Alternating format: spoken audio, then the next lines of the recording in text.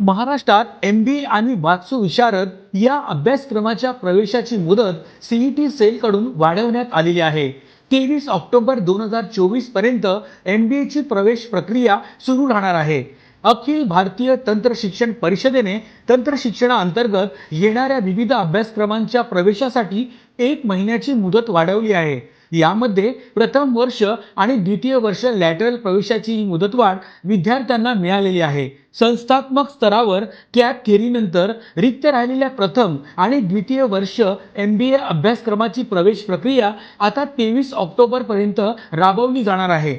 महायुती सरकारमुळे विद्यार्थ्यांना हा मोठा दिलासा मिळालेला आहे।